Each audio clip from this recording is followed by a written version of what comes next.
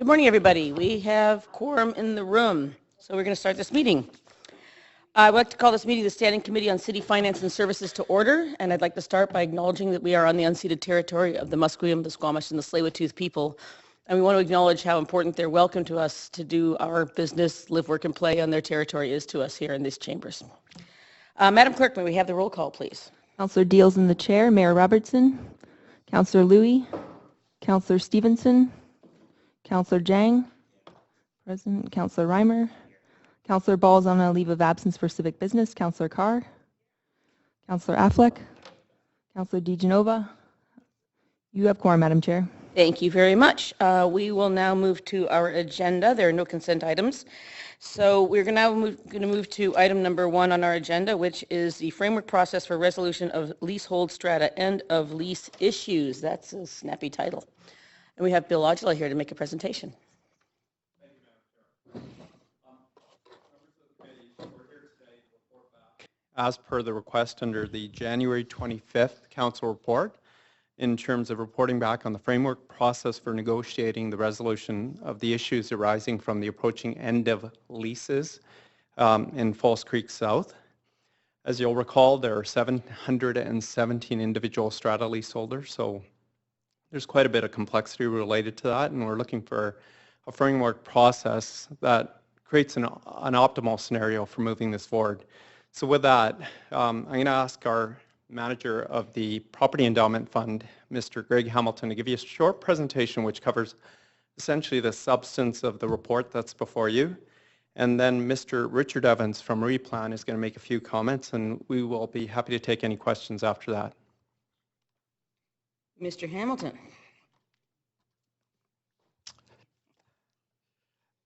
Fire away. Yeah, thank you. So as Mr. Odula discussed with you, we are here today to update you on the work completed to date regarding the False Creek South framework process for negotiations. And we also are going to highlight some of the issues that the Strata leasehold tenants have brought to our attention. So the presentation today, there are two portions of it. The first is some background information, and the second is some highlights from the report. So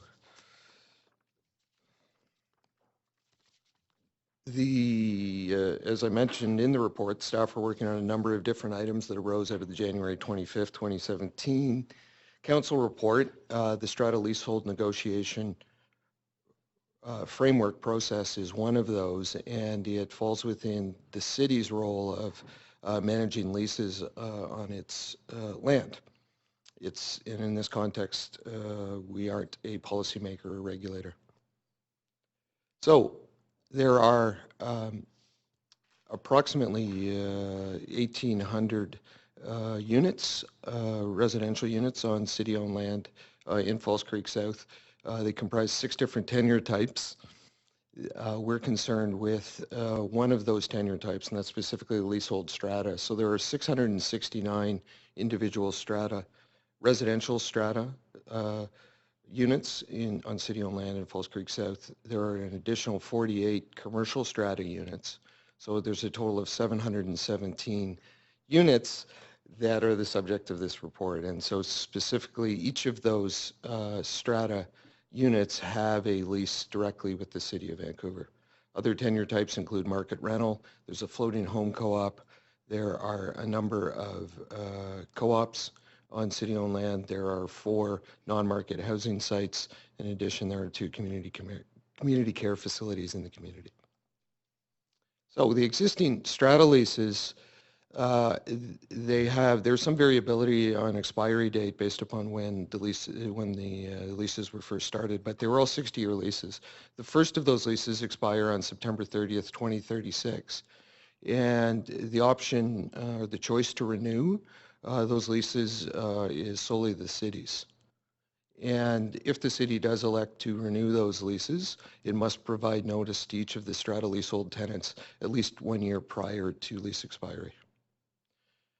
And the choice of the length of lease renewal is, again, up to the city. It can be anything 5 years or longer. rents to be agreed upon at the start of that prior to the start of the new renewal term, and failing that, the rent can be decided or will be decided by arbitration. In the event that the city decides not to renew any of the leases, the city must purchase the leasee's interest in the strata lot at lease expiry. And the leases don't contain a methodology to price that purchase that the city is obligated to make. And so therefore the city and each of the strata leaseholders will need to agree on a methodology prior to lease expiry. And if we don't, then the matter will be decided at arbitration by lease expiry. So some of the issues that the strata community have identified regarding the leases is the current lease structure makes it quite challenging for them to not only decide whether or not they want to undertake continuing capital maintenance in the buildings, but also the affordability of loans that might be available for that differ. The ability to pay for new leases or lease extensions are also of concern to the community, as is continuing forms of affordable home ownership and maintaining equity for the future. So the framework process for negotiations. When staff started to put this together, we looked at four basic principles to this, being fairness, transparency, a productive environment, and an efficient process. And so any framework process should seek to satisfy each of those. Fairness, as detailed within the report, ensures that all strata leaseholders are provided with an opportunity to engage directly with the city to the extent that they're able, and to ensure that strata leaseholders have access to the same information that they can use to make decisions about their respective futures. Transparency ensures that any potential options or offers that the city ultimately make are generated through the framework process are developed with the lessees and supported by information that both the leaseholders and other stakeholders have to determine how and why a decision was made. Finally, productive environment and efficiency. We want to ensure that substantive conversations about the lease end topics are conducted in a manner that maximizes chances for success. So the nature of the relationships between the city, the community, and the leaseholders, as detailed in the report, are quite complex. There are 717 individual strata leaseholders, and each of them have a contractual relationship with the City of Vancouver. Those leaseholders are grouped into 16 different strata corporations on 12 different enclaves, an enclave being an original development parcel. The city doesn't have a legal relationship with the strata corporations. The community has organized itself and with the help of the city initially into the False Creek South Neighborhood Association. Replan is a committee of the False Creek South Neighborhood Association whose goal is to engage with the city to address the future of the community. Replan has a subcommittee, which is the Strata Leasehold Subcommittee, which is specifically tasked with addressing the issues created by the strata leases. There's no legal relationship between the City of Vancouver and the Strata Leasehold Subcommittee, nor between the Strata Leasehold Subcommittee and the leaseholders themselves.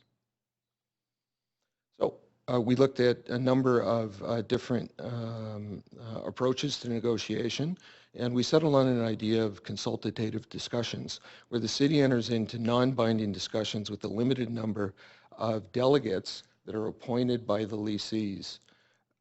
We believe that the correct organizational unit for that is a strata corporation, recognizing that many of the issues that the strata lessees face around the leases are aligned with the individual leases on the strata corporations or sites.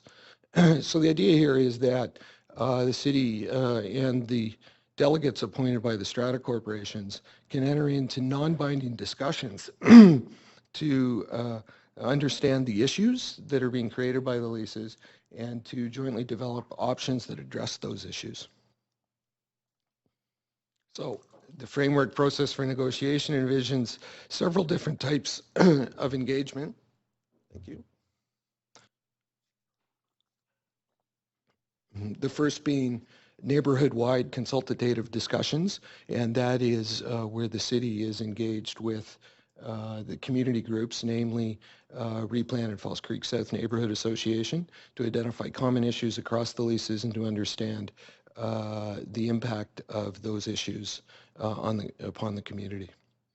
There is a different level of discussions that will be happening, and this is really at the non-binding level with the delegates appointed by the strata corporations, and that is to identify specific issues relevant to that enclave or strata corporation, those leasees within that, and to enter into detailed non-binding discussions about potential solutions and options that would address those issues, and to also allow for feedback directly from leasees and the delegates appointed by the strata corporations directly to the city. And then finally, there is, if subject to council approval, there are offers that are eventually created. Then those offers would go directly to the leasees, and they would be considering the merits of any solutions or options that are created.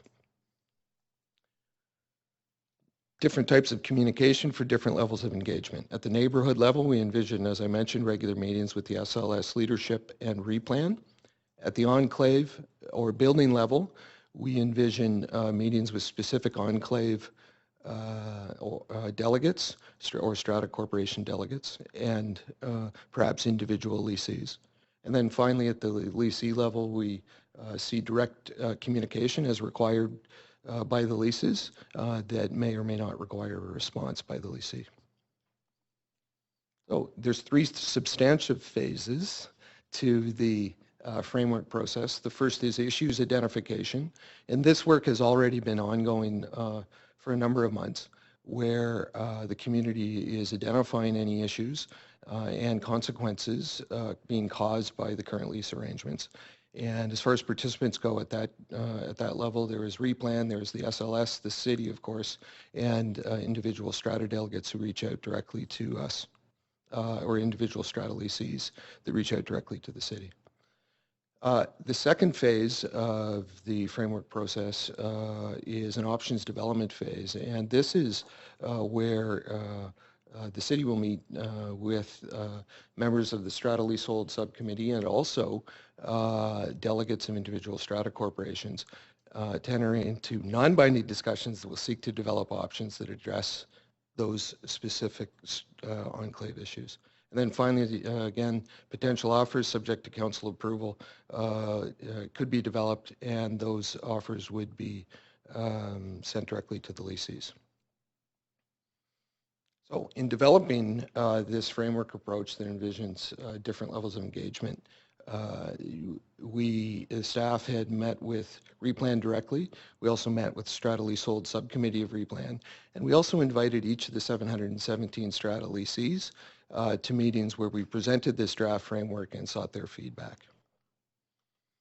So the results of that engagement process, there was 36% of the 717 strata leasees that actually attended the meetings, and not surprising, the attendance varied across stratas, with a high of 62% of strata leasees attending from one strata. They have a very specific enclave issue.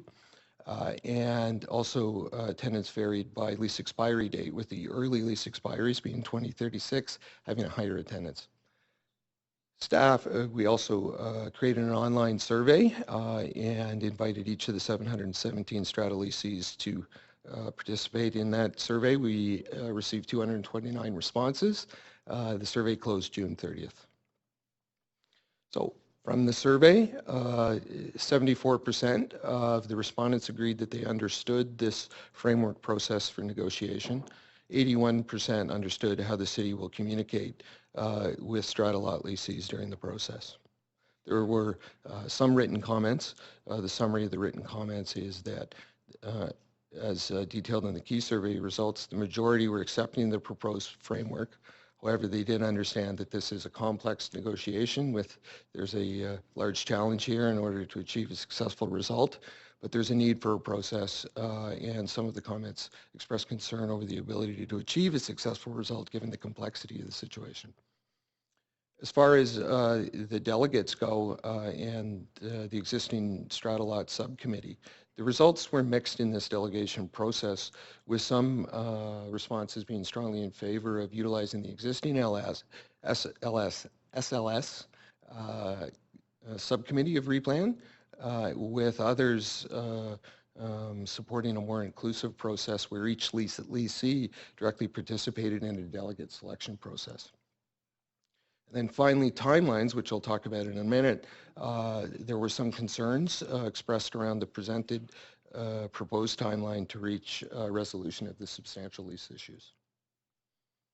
So the proposed timeline, we are now finishing the preliminary phase of the process engagement, which is to create this framework process and to help educate residents of how it's going to work.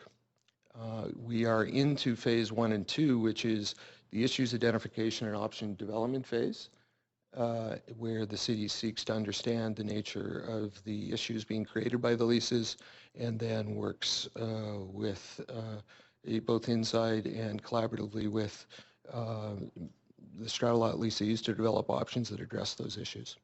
And then we envision offers potentially being developed and being made to Strata lot leases in future. So that's the highlights of the report. Thank you. Thank you very much. And I believe we have Mr. Evans. Richard, welcome.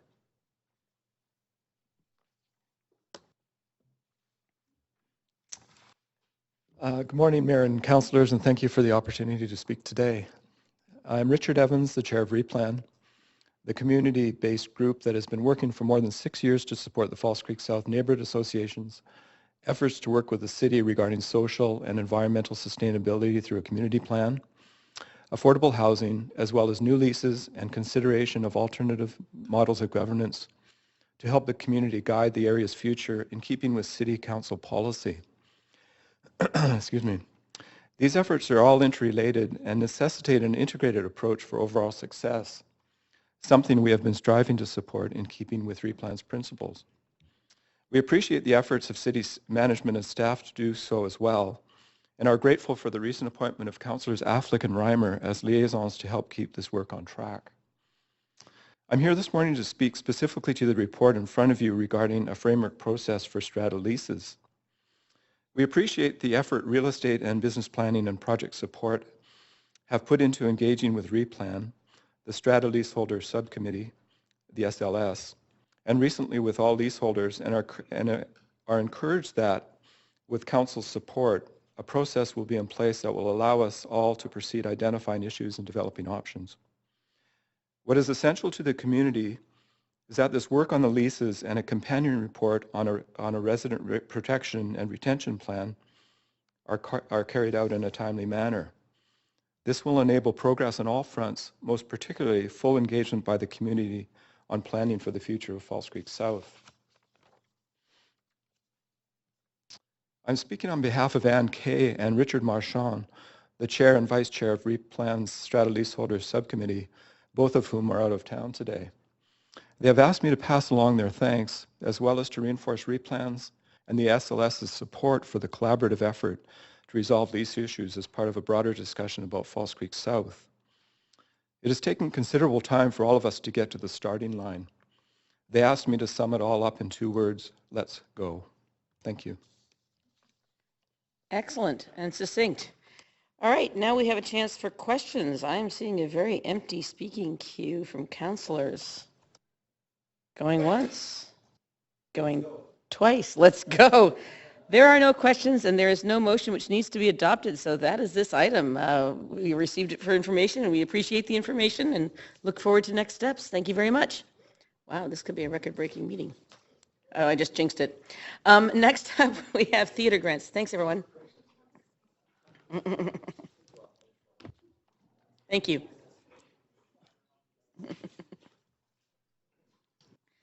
Okay, now staff from theaters have a presentation available if people wish to see it. I'm just going to do a show. Raise your hand if you want to see a presentation.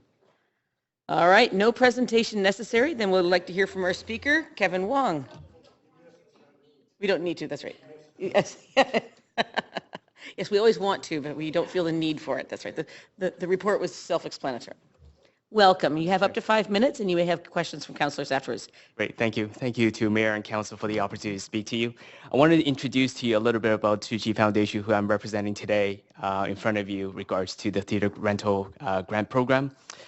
We applied, just a bit of a background, I did make a submission yesterday, I believe, in which you have a copy of. In terms of a bit of background for the organization, I first met the organization about 12 years ago, and I've since volunteered with them for many different occasions. To me, this organization has done quite a bit of work in the local community as it pertains to culture and arts. And for myself, I used to organize a competition called the CIBC Youth Piano Competition. That's how I got to know the Tzu Chi Foundation relatively well.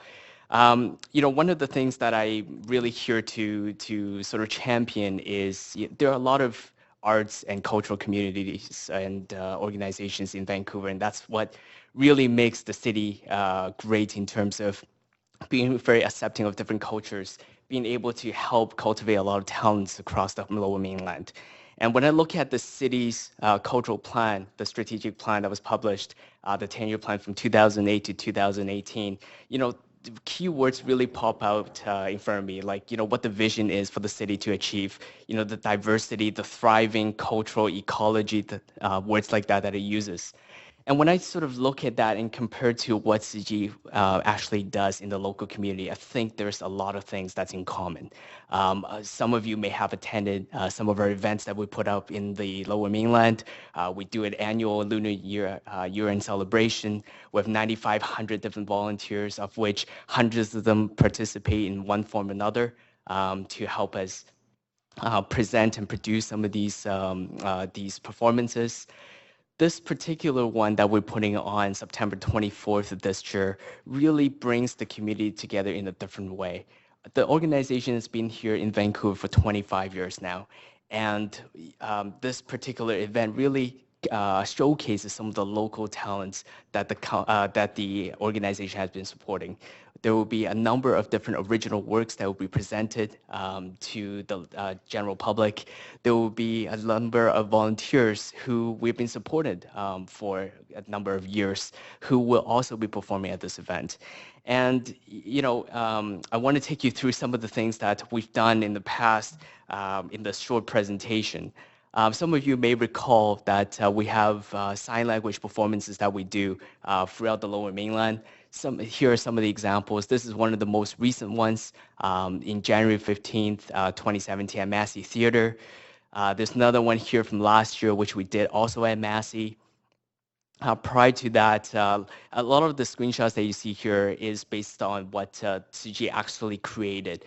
It is known around the world for the sign language productions to really showcase the different types of sutra, for example, in the Chinese culture. So this one was done at McMath Secondary to showcase its Academy year-end. We also have Inlet Theater in Port Moody, in which we put on a number of productions at. This one again at Inlet Theater, and then this one at River Rock Theater a number of years ago. Again, at River Rock Theater. Most of these events are very well attended. Some of them, I recall, only have standing room because of the popularity, again, in River Rock Theater. So the point of this is really, I think in terms of the grant application, Tzu Chi was denied the grant for this year's theater program.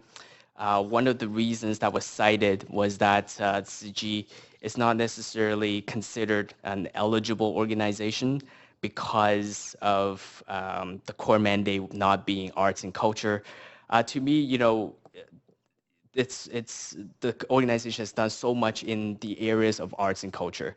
It may not be the only mandate the organization has, but it certainly is one of the core mandates of the organization.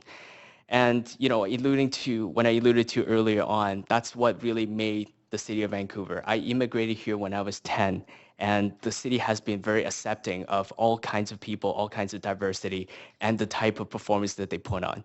And this is no different. And I think, in terms of the wording that's being used for the particular theater rental grant program, I feel that it should encompass and include organizations that may have arts and culture as one of its mandates, not necessarily the only one of its mandates. And I'm here really to ask mayor and council to, to clarify, I guess, the definition of what would be an eligible organization. To me, it should be an organization that can touch the local community, can bring together different forms of arts and culture, and really plays into the vision of the Vancouver Cultural Grant Program. So I would like to have an opportunity, if eligible, for staff to reconsider our application for the theater grant program so we can put on the show September 24th of this year. Thank you. Okay, thank you very much. You do have questions, starting with Councillor Jang. Thank you very much, Madam Chair. Have you ever applied before? I have applied before, but not for CG. This is the first time we've actually used the Vancouver Civic Theatre, and the reason that we have actually moved to that is because we are reaching the capacity of many different theaters in Metro Vancouver. In fact, in addition to this particular booking, we have another booking in February of next year as well, in which we did not apply for a grant for. This particular one, we felt that it fell into the catchment of the grant program criteria, hence why we made the application for a grant. Okay. And I was looking at the staff recommendations, and I can understand why it was kind of unclear, right? Because on the one hand, Suchi, as we know, is a Buddhist organization and a very good one that does lots of good work. And I guess it really comes down to the purpose of the show. Right. Is the show to highlight art and culture, or is it to promote a particular message, as a religious organization might? I'm just trying to understand the difference, because whether it's a Christian church or Sikh temple, they use music and dancing to promote certain ideals, Right. which is different from highlighting the beauty of an art form. That's a great question. And for this, the reason we did not apply for a grant for the February event is precisely that. The reason that we are applying for a grant for the September event is because we are highlighting a lot of the different forms of art in Vancouver. In fact, when I alluded to the fact that we have original works that's being created specifically for this event, that's what we have. In fact, I can quote Eric North, who is a very famous composer, well known locally. A lot of the RCM pieces are composed by him. He will be composing original work for this particular event. We also have other guest performers from other organizations who will be showcasing the different talents, especially to the youths. So for the first half of the performance, most of the performers are actually youths. And some of them have won competitions locally and internationally. Some of them have their own concerts locally and internationally once again. So hence why we made a strategic decision that this one would fall under the idea and the vision of the cultural grant, hence why we applied for it. But for the February event, like I said, because of the fact that for the reasons that you stated, we decided not to. Okay, great. Thank you very much. Thank you, Councillor Jang. Councillor Louis. Thanks for coming. And yes, thank you for all the organization the foundation does outside of arts and culture for the community. But today, I'm trying to delineate where that line is. Internally, you made a decision on the February show not to make an application, and this show you felt met the criteria. Where is that line? Like, how clear is that line in your mind, so that we can perhaps task our staff to figure out an appropriate line? Because I think it does get blurry depending on the organization and how much content and what types of contents and such. Can you just describe how to draw that line appropriately? Thank you. I think there's two approaches. One is, internally the organization has good discipline to determine on its own what can be considered as eligible or not. That's number one. Number two, I think when I sort of compare the two events, one is very much an internal event with a very focused mission to promote, for example, a Buddhist message. For this particular event, it is more generalistic, and it is well reflected in the program. I think when we fill out the theater grant application form, there is space allocated to the particular events and activities of that event.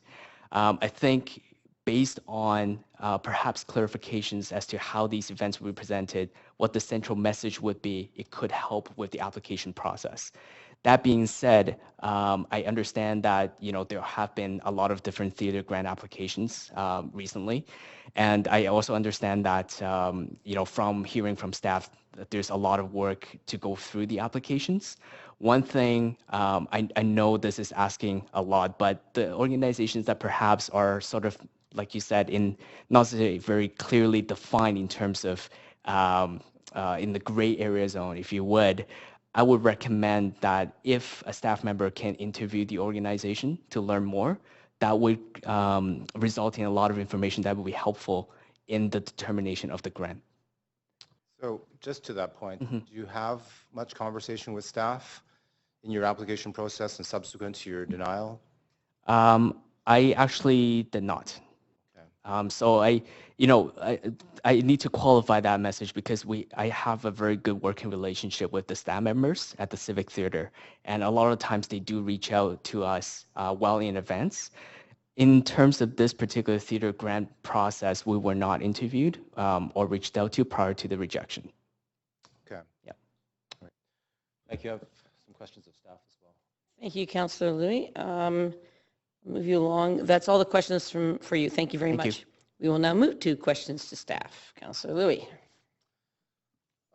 So you've heard that little exchange, and I understand that it is challenging perhaps to apply a level of criteria to define what is arts and culture and make it clear for the applicant. But so maybe just describe the internal process so that we can understand it as council, because I expect there's many organizations like the Tsuchi Foundation where they have cross purposes but are more than capable and eligible if they were to produce a show. And so where do we draw that line? The primary role and the role of the theater rental grant really is support for the arts organization that are professional arts organization. And so the theater rental grants are a non-cash grant that subsidizes the rental cost for the cultural events presented by professional arts organizations. And so that's the prime criteria. So the vision, I can even go through the visual of theater rental grants. So vision is a diverse and thriving cultural ecology that enriches the lives and residents of visitors. And the goals is definitely all in the supporting the arts community and the professional arts community. And as we know, even in that area, we are really seeing a major gap in funding in the arts community. So the pressures on staff are huge, trying to really support as much as we can the organizations whose primary and core mandate is the arts, performing arts.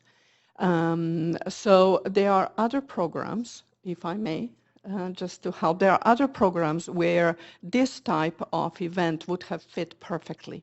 So, and we would love to help, for the future, really find a way how we can help to achieve Foundation. Community Arts Grant fits perfectly for the criteria of that grant program fits perfectly into what you're doing and what you're trying to establish. And I believe our staff has been in contact with you, Kevin, about that. And we look forward to finding really a good way how we can support future events that are going to be delivered. Unfortunately, the timelines for the applications have passed. So it's a one time a year intake. It was closed in March, on March 30th, I believe. and the cultural services staff, Doug Duran is the contact person, and we are happy to provide all of that. Our staff member, Peter Kendall, who is here, who is a theater rental grant administrator, is here and available to support and help with future events. Okay. So for the number of applications that were unsuccessful, are we communicating with them as well? This was the only one that was not successful. Okay. Going forward, are there any adjustments given the lack of clarity here? It appears that you're saying the professional organizations are the best, or are deemed to be of the highest eligible organizations. Can we make that clearer, and at the same time make it clearer that if you're not fitting within there, here's another stream? We will review the guidelines, and we are in the process, actually, together with Cultural Services, reviewing not just the theater rental grant, but all the guidelines now that we have a new leadership at Cultural Services. So that's part of, not to speak on your behalf, Branislav, but if you want to mention that, there is a process that's already planned and in place. Yes, please. So just to take a step back here, fundamentally, when we look at the arts and cultural sector, we're looking at the professional and the what we call recreational/community art sector, right? In this case, in particular, we have to rely on the fact that a mission statement, and the mission statement is a platform for program delivery, describes the identity of the organization to such an extent, actually, that we can say this is exactly what they should be doing, this is what they're doing right now, and this is, quite frankly, what they have been granted the charitable status and the not-for-profit status for, right? As it stands right now, and we will be reviewing all the grant trends going forward, organizations that do not have arts and culture in that mandate, and unfortunately this organization is one of them, cannot even be considered for the theater rental grant. Having said that, we recognize the incredible importance of the work that is actually being done by community organizations such as this one, and this is why the community arts grant has been put in place. Right, but there is, what I was trying to explain, that there's a fundamental difference in really how we grant charitable status to different organizations. No, I appreciate the challenge, and it's about making it very clear so that we don't set expectations for organizations such as Suji to be able to access and then not being able to access, making it clear enough that there is another stream that's on the front end so that they don't miss deadlines and timelines, because of course if it's not clear enough they will not be able to access this year, which is unfortunate. And we also have offered Tsuji Foundation for this event in September to really assist still with this event, non-profit rate.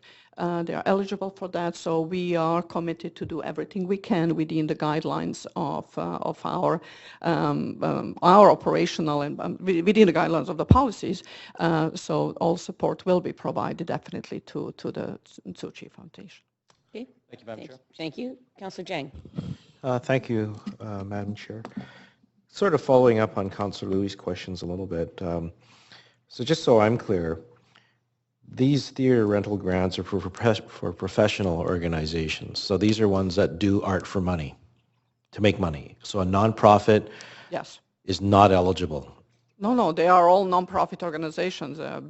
What makes them professional? I'm just trying to understand the definition, because usually when I think of a professional hockey player, he does it to make money. He's not doing it for fun. No, it has nothing to do with making the money. In fact, a not-for-profit's mission is to divert any money that has been made, in quotation marks, back to the operations. Mr. Henselman, can you speak up a little bit? Yes, sure. So, so with that in mind, professional arts organizations are defined by their mission, as I was saying earlier. So if we, again, step back and look at a fundamental issue around the mission statements and so on, if a professional arts organization claims to be one, it has to actually have arts and culture and the benefit to the community, primarily through delivery of performing arts or visual arts in their mission statement. So if they change their mission statement, they would be eligible. Well, keep in mind that changing the mission statement may actually change the charitable and the not-for-profit status, right? Because that's all tied together. So it's actually a legal question more than anything else. Changing the mission statement is not as Okay. easy, right? And here is Okay, well, now that makes sense, 'cause I was trying to figure out where this was going. And we did our staff-based decision and recommendations based on the application form that I have in front of me, where on the page 1 of the application, where it says organization's mission, I'll read. Buddhist Compassion Relief Tzu Chi Foundation Canada strives to be present where charitable work is needed. Its key focus areas include helping the poor and the disadvantaged, contribute in the areas of healthcare and medicine, make education more accessible, and to connect with the community through its humanistic cultural efforts. So that was where I think our staff really started looking further into eligibility criteria and really, truly didn't fit into the eligibility criteria of this particular grant program. Okay, so that's very helpful. So you're saying community arts grants are a better place to go? Yes, absolutely. They fit fully their mission and the work they do. Okay, so, and I guess as you were saying, you're going to look at making that a bit clearer, because I took 2 rounds of questions for us to get it clear. You guys have a tough job, I tell you. Okay, thank you very much. Thank you. Thank you, Councillor Jang. Councillor Reimer. Yeah, I just had a couple questions on a bit of a different topic. Well, broad topic of theater grants, but not, I think this issue's been clarified to the degree that it can be. I was really interested and curious about the dramatic and rising increase in applications and your thoughts on that. I'm sure you noticed it as well and feel some pressure from it, and if there's plans around what, I know there's a limited amount of theater space, so how you might manage that moving forward? Yeah, thank you. Very good question. Currently, the space is not an issue, even though our utilization rate is going up steadily. We are using our theaters better and making them more accessible to the community. But in spite of that, so the space available, the next barrier is funding. And the theater rental grants, we are seeing a significant increase in gap year over year. And when we look through the trends, and we show that in the council report, it's a growing trend. And we have recommended and one-time top-up out of the Vancouver Civic Theatre's net revenues as a first step while staff reconsiders and considers and comes back to council in Q1 next year with some other recommendations. Okay, that's helpful. Yep. Because I think it's important. Your question is incredibly important, Councillor Reimer, and thank you for asking this. So we, of course, have been trying to figure out exactly why there is this increase, particularly in the last couple of years. One would almost say suddenly. There is inevitably an increase in the output of activities of arts organizations, but we haven't seen an increase like this in a while. And so what we have concluded is that one of the main reasons why this is the case is the fulfillment of the city's promise to deliver on the Green City agenda and to develop green businesses. So if you look at the tech business, if you look at the film industry and so on, we are, as you know, attracting many, many creative workers to the city. Creative workers are creative by definition, and they will actually seek entertainment. Let's call it entertainment. In this case, we believe that arts organizations are responding to that by putting up more events. And so it's a very interesting ecology that we're working with, and certainly it's a testament to the efforts that have already been made within the city to deliver on creative industries, if you want. And the Creative City Strategy is going to look at that in more depth. Okay, that's very interesting. I'm going to look forward to seeing that. There's a graph on page 4, figure 2, which breaks down the communities served as identified by applicants. There is a distinction between language and ethnocultural, and I'm wondering what is language, how those two groups relate to each other. I'll have to ask this question of our staff that's here. Petra? And they may not relate at all. I may be misunderstanding language altogether.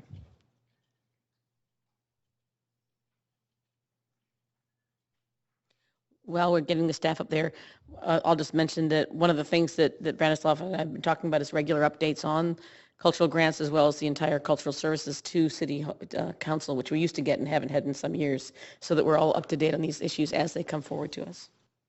I might ask my last question while we're waiting for this one, which is not going to be answerable today, but I'd be very interested in seeing if it's possible to do this same graph with the same categories by all users. So not just the grants, but the people who are paying for them. How does that relate to it? Are there specific groups that are more likely to need grants than others, if that makes some sense? You mean from the nonprofit sector? No, the paying customers. The paying customer. Who is using our theaters and what sectors are they serving? The rest is the commercial sector. All commercial? There's no church groups? There's no... There are some, of course. There are schools, graduations are a big part of what we do, and also educational institutions. Yes, so we can provide that too. It'd be really interesting for me to understand what the other users' profile We can looks provide like. that, yes. Okay. And I took Has some of the your time. answer You got to plenty your of time former left because I took some. Thank you, Sandra. So organizations that deem themselves language specific are organizations where their primary organizational statement is and direction is language based. An example would be Le Centre Culturel de Francophone presenting an event at our theaters. The other classification is more of a broader spectrum where where the language is not their core presentation or core business model, but more of they sing or perform in different languages across the board, multi-language. Okay, that's helpful. Thank you. The one that comes to mind was last Saturday, let's say Indian Music Summer Festival, would be the latter, would come under the latter category. And if it was the Punjabi Summer Festival, then it would be language? Possibly. Okay, maybe. Okay, thanks. It's a good distinction. Okay, those are all of your questions. Thank you very much. Would someone like to move the recommendations? I will move if someone else wants to. Okay, all right. I'm moved by me and seconded by Councilor DiGenova. We try not to move from the chair, but happy to do so. Oh, Councilor Louis. Oh, okay. So clearly, some good work that's being done to support the arts and culture community. This is one of the grants that we make available. We as a city, of course, contribute to the highest per capita funding into the arts and culture across any city in Canada, and that's something to be proud of. Of course, there's much demand, and today we find ourselves with an organization which has done tremendous work in our community and many others around the world, many other communities around the world, that is seeking to expand upon their offering to our residents here in Vancouver. It would be good to make the process cleaner and make it clearer so that we both can better serve our users of our space and give them better access, make it clearer in terms of expectations of what they might be able to access so that we avoid situations like this where they might have been hopeful for support to get their programs forward, but ultimately fail because they don't hit this certain criteria that took 2 rounds of questions, as Councillor Jang said, for us to be clearer in our minds. And if that's the case for us, to have done this for a number of years, then likely it's not as clear for those that are applying as well. So some little bit of a hands-on attention. Overall, though, I think that we need to do more within arts and culture, but there are, I think, some balances in terms of, I think, community organizations, smaller, less professional, perhaps, and those that are larger and grander in scale.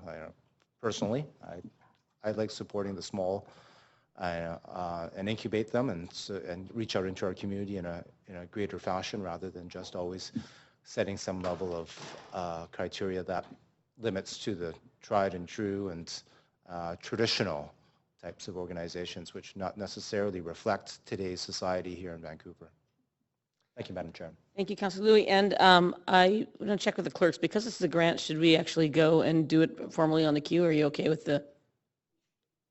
We should do, I apologize. I should have taken us to the queue because it is a grant and we need to log that appropriately. So can you take us to the voting queue, please? Are you, but this was, these people got on after the motion was moved. Do you want to speak before the motion is, before we, obviously you want to speak before the vote. So, sorry. Councillor Louis is done. Having a brain moment here. Councillor Reimer. I just had a couple comments. I was intrigued by the rise already. Now I'm incredibly intrigued to hear about some of the theories that you've got about what's informing it. So I'm really excited to see the report back on that. I did want to say that it does this back and forth with Suchi and the discussion. It's about clarifying the current process, but underneath that, I think it speaks to an issue which comes up here from time to time when we discuss arts and cultural services, arts, and cultural services, is that art is always culture, culture is not always art. And that's very, arts and culture is a term that if you're a native English speaker and you grow up here, I guess you just, it's not as precise for you, right? You have a sense of what it is.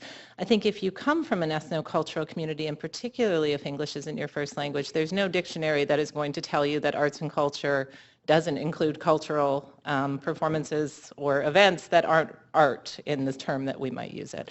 So as much as the Creative City strategy can unpack that and start figuring out how we move forward, I think the easier it will be on all of us, but particularly for people in the community trying to access it.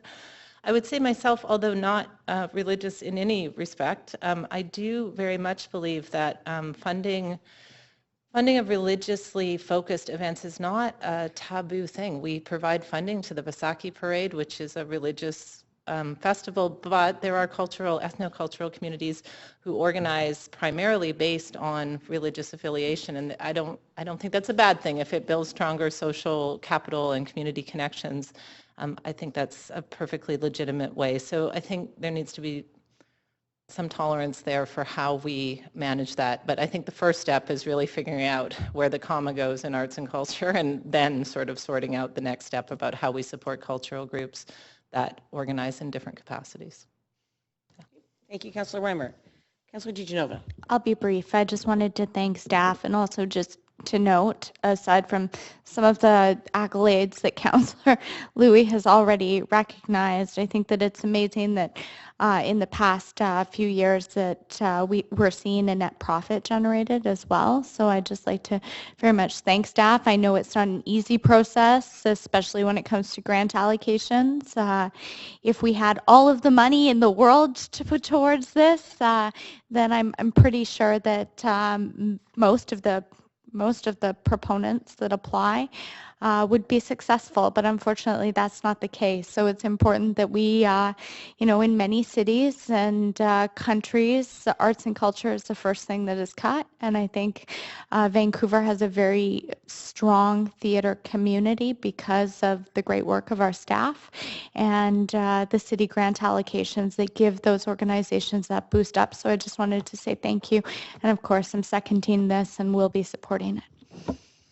Thank you, Councillor DiGenova. And before we move to the vote, I'll just make a few brief comments, echoing what everybody else has said. And thanking you for coming forward, Mr. Wong. Your organization does great work, and we'll find ways to continue supporting you from the appropriate grants. I agree with the clarification issues, but thank you to the theater folks. Not only do we have this a bit of a surplus going now, but Ms. Gajek, your work to make sure that we give that, that we share that in a way that helps community groups. Some of the smaller organizations that Councillor Louis has referenced, I think, is really amazing. Our grant program adjusts in many small ways and some large ways annually, if not more frequently. And I think that's something that we're not always aware of in this room. So looking forward to seeing the assessments and adjustments and reporting back to us so that we all understand the good work that we're doing even better. So thanks for all of your work. Profit to give back to the community. Exactly. Thank you for that. So move to the vote queue, please.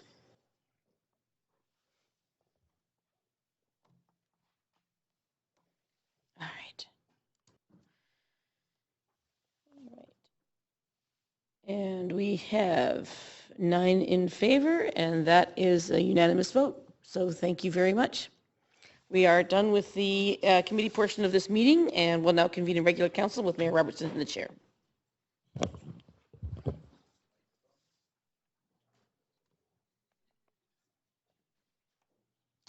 Thanks, Councillor Deal, and thanks to our staff for being here as well and bringing all that forward. We are now convening in regular council to deal with the recommendations and actions from today's Standing Committee on City Finance and Services meeting. Madam Clerk, may we have the roll call, please? Mayor Robertson in the chair, Councillor Deal, Councillor Louis, Councillor Stevenson, Councillor Jang, Here. Councillor Reimer, Councillor Balls on a leave of absence for civic business, Councillor Carr, Councillor Affleck, Councillor DeGenova. You have quorum, Mr. Mayor. Thank you, Madam Clerk. And we need a motion to adopt the Standing Committee's recommendations. Moved. Moved by Councillor Carr, second by Councillor Jang, and all those in favor. Any opposed? That motion carries unanimously. We need a motion to adjourn. Second. Moved and seconded. All those in favor of adjournment? Any opposed? Carries. This meeting is adjourned.